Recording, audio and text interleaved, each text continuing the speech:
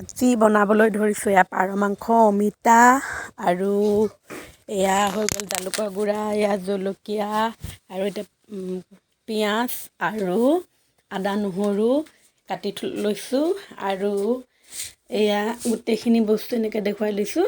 এয়া আদা নহৰু বটি থৈছোঁ আৰু আন এখন কেৰাহীত মই তেলটো দি দিছোঁ আৰু তেলখিনি অকণমান কমাই দিছোঁ যিমানখিনি দৰকাৰ হয়, আৰু তেল বেছি খোৱাটো ইমান ভাল নহয় স্বাস্থ্যকৰ বাবে। সেই গতিকে এতিয়া মই পিঁয়াজখিনি ভাজি লৈছোঁ। পিঁয়াজখিনি মই বহুত নাভাজোঁ ৰঙাকৈ আৰু অকণমান কেঁচাকৈ থৈ দিম। এনেকুৱা ধৰণৰ হৈ থাকোঁতে মই এয়া আদা নহৰু দিম। তাৰপিছত আদা নহৰুখিনি অকণমান ভাজিম। তাৰপিছত ভাজি হোৱালৈ মই এটা মছলাৰ পেষ্ট বনাই ল'ম। মছলাটো মই 2 চামুচ জিৰা আৰু 1 চামুচ অকল 1 চামুচ পৰা অকণমান বেছি এয়া মই হালধি লৈছোঁ আৰু ধনিয়া পাউডাৰ 1 চামুচ লৈছোঁ। লৈ পেলাই এয়া মই গুলি পেষ্ট এটা বনাই লৈছোঁ। আৰু এটা মই ইয়াতে কওঁ, হালধিটো তেলত দিলে কি হয় ভাপ হৈ উৰি যায়, সেই গতিকে পানী অকণত গুলি ল'ব আৰু মছলাখিনি ভালদৰে ভাজি ল'ম। আৰু এয়া দেখিছে নহয়, ভাজি হোৱাৰ পিছত মই কেঁচা জলকীয়া কেইটা ওপৰতে দি দিছোঁ। ওপৰত এনেকৈ দি দিলে ভাল হয়। আৰু বাতিটো খালি পেলাই মই আৰু অকণমান পানী দি দিছোঁ। ভালকৈ ভাজি ল'ম। ভাজি হোৱাৰ পিছত মই একদম আদা নহৰু কেঁচা গোন্ধটো আৰু জিৰাৰ কেঁচা গোন্ধটো নোযোৱালৈ অকণমান সময় ভাজি থাকিম। তাৰপিছত এয়া ভাজি হৈ গৈছে, দেখিছে নহয় তেলটো ওলাই গৈছে। আৰু এতিয়া কাটি থোৱা পাৰ মাংসখিনি, অমিতা, আলু মাত্ৰ মই এটাহে দিছোঁ, বেছি দিয়া নাই। আৰু এনেকৈ অকণমান ভাজি ল'ম আৰু খুব ভাজি অকণমান সময় বেছি ভাজি মই 15 মিনিটমান ভাজিম, তাৰ পৰা বেছি নাভাজোঁ। আৰু ভাজি হোৱাৰ পিছত মই কি কৰিম, ইয়াতে গৰম পানী দিম আৰু অমিতা আৰু আলু অকণমান সিজালৈ মই ভাজি থাকিম।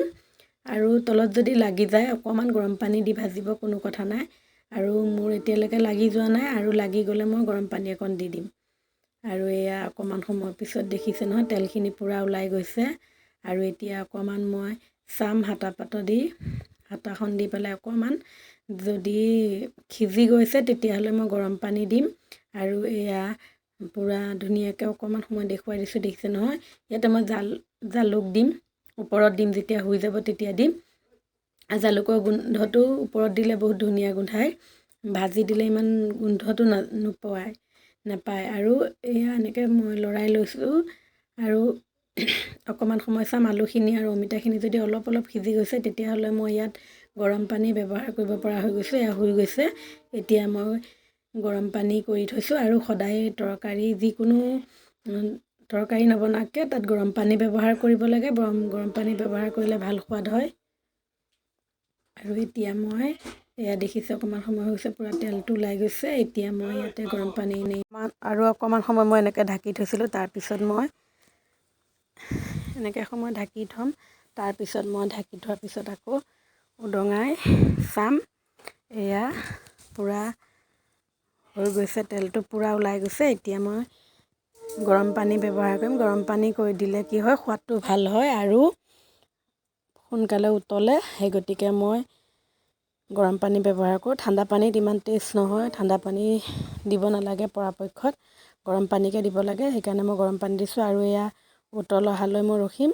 তাৰপিছত মই ইয়াতকৈ কমাই দিম পানীটো, জোলটো মই ইমান নকৰোঁ, ইয়াৰ পৰাও আধা কৰিম। ভালকৈ উতলি যোৱালৈ মই অকণমান সময় সিজাই থাকিম। এয়া হৈ গৈছে পূৰা, তথাপিও মই অকণমান সিজাম, কিয় মই পানীটো বেছি পাইছোঁ আৰু এটা জোখতহে মই দিম। আৰু এতিয়া উতলি থাকোঁতে পানীখিনিও সহি গ'ল। আৰু এতিয়া মই 2 চামুচ জালুকৰ গুড়াটো দিছোঁ।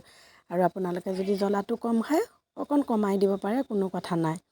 আৰু নাখালে নিদিলেও হ'ল, কিন্তু আৰু জালুকটোৱে বহুত মানে কামত দিয়ে।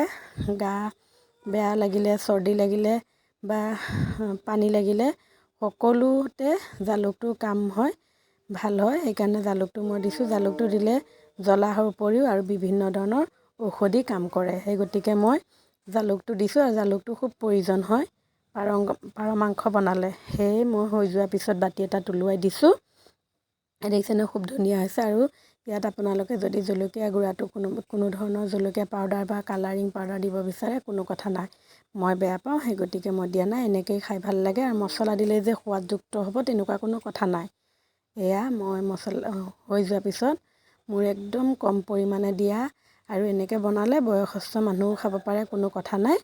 আৰু মই এনেকৈয়ে বনাওঁ, কমকৈ অকণমান, সকলো ধৰণৰ বয়সৰ মানুহৰ লগত মিলি যায়, এনেকৈয়ে খাই পেলাই ভাল হয় শৰীৰৰ কাৰণে এনেকৈ খালে। সেই গতিকে এনেকৈয়ে মই দিছোঁ। চাই থাকিব ভিডিঅ'টো, আৰু চাই ভাল পালে লাইক কমেণ্ট কৰি দিব।